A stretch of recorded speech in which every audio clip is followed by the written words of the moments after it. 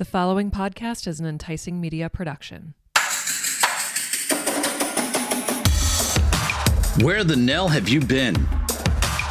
Join us for conversation about life, business, and everything in between. Welcome to What the Nell, where we've got stories to tell. Here's your host, Nell Tice. Hello, hello, hello. Welcome back to another brand new episode of the What the Nell podcast with yours truly, Nell Tice. We're taking a little bit of a different approach here today, and I am going to give you a bit of a sneak peek into the new series that we've got going on here at the What the Nell podcast called Don't Follow Me, the series that Steve Trott will be the guest host on, and we will talk to a few people, maybe in our circles, not in our circles, people that we don't know, people we've never met, people we know well, about their social media habits, why they follow certain people, why they don't follow certain people, what boundaries there are, hustle culture, clickbait, all of the things having to do with life on social media as we know it. And this series will be beginning in full in early February, and I am super, super excited to bring it to you because honestly, I feel like a lot of the topics that we're going to touch on are rarely talked about. And if they are talked about, they're talked about in a way that it makes sense for the people talking about them, if you know what I mean. So we're just going to get real raw and honest about a lot of the things having to do with life on social media and in the public eye, and getting into the psyche of why people do what they do and intentions and things like that. So I'm really, really excited for you guys to hear this. And I thought giving you a sneak peek might entice you to listen to the entire series. Like I said, we'll be coming out in early February, so stay tuned for that. So without further ado, here are some excerpts from a few of the episodes that we have already recorded, and hopefully some of them you will find interesting and intriguing and maybe even want to hop in on the conversation. So also just a reminder that our new episodes will come out on Tuesdays now. I know, a little bit of a shakeup in the schedule. Tuesdays at 5 a.m. Eastern, wherever you get your podcasts. So same great content, actually probably even more awesome content coming your way. But just a change in the schedule. You know, you can't stay static and stale forever. You got to change things up a little bit. So, again, without further ado, here is a sneak peek of the series Don't Follow Me.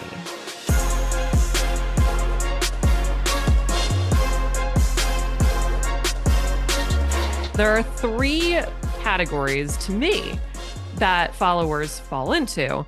That would be the people that follow you, interact, and really want to support you and like what you're doing, or don't like it, just want to support it. There are the people that follow just because they want to know. And There are the people that follow because they're waiting for you to fail. So, you know, it's funny you say that because that's a real thing in the world of social media. And it's 100%. amazing to me. It's amazing to me how many people are out there just looking for the next scoop, the next story, the next drama fail, whatever. Oh yeah. And I'm like, I don't know about you, but I got too much going on in life to worry about someone else's drama. Like, I 100%. Like, I don't care. I'm like, I don't care what time of day you do your laundry. I don't care what you eat for breakfast. None of that bothers me.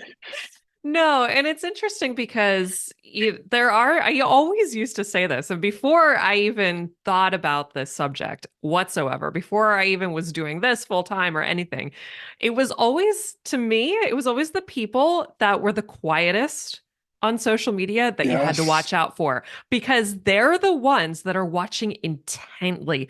They're the ones that get notifications when you post something. They are the ones that are constantly on that newsfeed wherever they are, whether they're eating lunch, whether they're at work, whether they're on the toilet, it doesn't matter. It is the people that are the quietest that you need to watch out for. Not watch out, but I'm saying they're the ones that are probably watching you the most. Yeah, I agree. Well, it's probably a great time. I mean, after hearing this and how it's shaped up, why don't you tell everyone what the name of this series is going to be? Well, I don't this think you've done that. I don't I think you've done did. that yet. I totally did. At the beginning of the episode, I mentioned that we were celebrating the 100th episode with this exclusive series called Don't Follow Me. And See, I swear I missed that part. you did miss it, Steve. You're in your car. It's We're fine. doing good. We're doing good. We're doing good. So, all right, that's a Um, perfect segue. well, it What is, and does, that's why yeah, I wanted you to say it again. And if you said it before, that's great. We're going to say it again. But I think we Steve, we already what disagreed. that's fine. That's Oh my fine. gosh, the challenge has already It's been perfect. done. I am curious to hear you tell me and everyone else that's listening what, in the realm of social media, when you hear the phrase "don't follow me" and you apply it to your social media life, Mhm. what does it mean to you? What's the first thing that comes to your mind? The first thing that comes to mind for me is don't follow me according to your expectations. If you are looking for, if you're looking for me to be something that you want to see, you have come to the wrong place.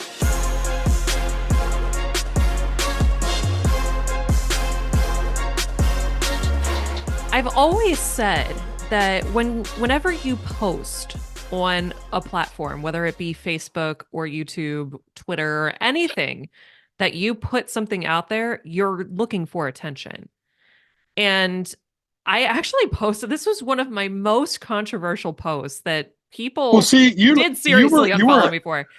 well, you were hoping we were going to disagree, and I actually disagree with the statement you just Well, said. Am I allowed to may I disagree with you right explain? now? No, you're not allowed to yet because I have not voiced to you what that means. So let me tell you what that means.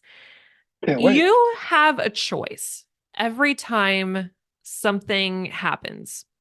Let's take Kenny and I in our travels, for instance, because we have the Yes. YouTube channel. So let's say, like last year, we went to Costa Rica. We have a choice. We can go to Costa Rica. We can not tell a soul. We can say, yeah, we're going to go have a vacation. Literally, we're the only two people that know we're here. Not tell anyone, not put up a video, not say anything, do anything about it, right? Instead, we chose to film what we were doing and put it up on YouTube. Why did we do that? The reason is because our channel and our goals with that channel is to help people make informed decisions about their travels. Now, that requires us to seek attention because we Right. are putting ourselves in that position of being the informers. And to be the informer, you need to have some kind of attention on you, Yes. whether it's your face, your voice, your information, anything that Yes. requires attention. And that's how I mean that. I don't necessarily mean, oh, you're looking for attention every time you post. And it's No, not I the same agree. thing I as seeking followers. right. It's just a level of you need to put yourself out there, and that is a level of attention getting. Right. It is. It is. And I agree with that perception. And the piece that I was going to disagree with was depending on if you were going to throw it out there or not. But hook, line, and sinker is the people of the world in social media that do post the wrong kind of content just to seek the attention for a personal self satisfaction. You mean You like know, clickbait? like yeah, like clickbait or look at me and all the things that go along with that. Mhm. You know, it's the wrong mentality to have. So And what those makes it people, wrong? well, I think, it's for a later episode because obviously look at me is going to be unraveled and Oh, unwrapped so much. yes, yes. But if you take the look at me atmosphere of what people put into their post, Mhm. you can usually tell by the person, you can tell by the style and the way it's put together if they have that mentality or not.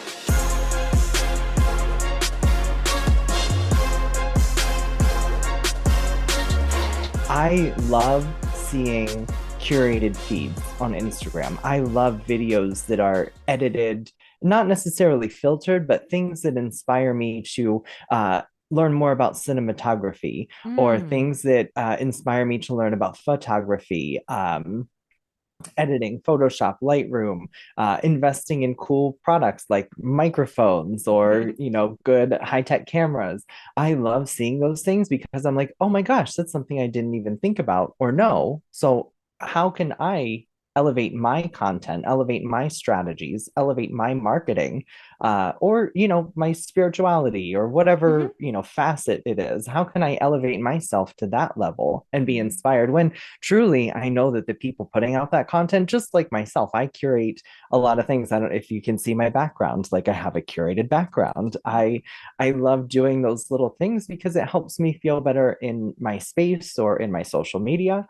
But the same way that I know that my life is messy and my life is not perfect and it's not everything that I show, I still love portraying that or viewing those that portray that. Mhm. Um, Whether or not they're actually, and not 9 times out of 10, they're not that person. And so I'm much more inspired by the people they pretend to be than, and this may sound a little passive aggressive, but I'm much more inspired by the people they pretend to be than Mhm. probably the people that they actually are.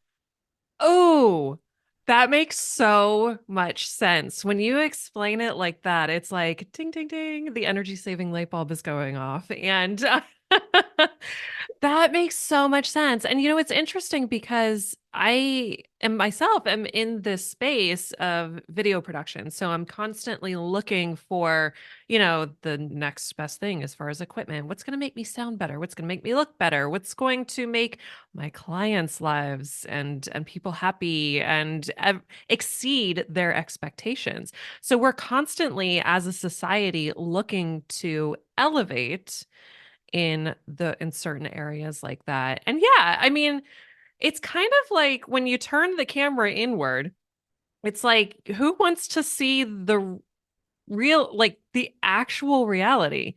Nobody really wants to see all of the messy stuff. Like, would you ever consider putting something super personal, like a fight you have with a significant other, out there?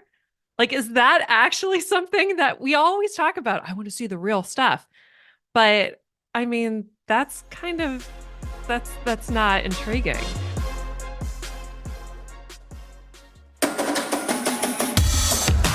To learn more about how to tell your story, connect with Nell at enTICEingmedia.com.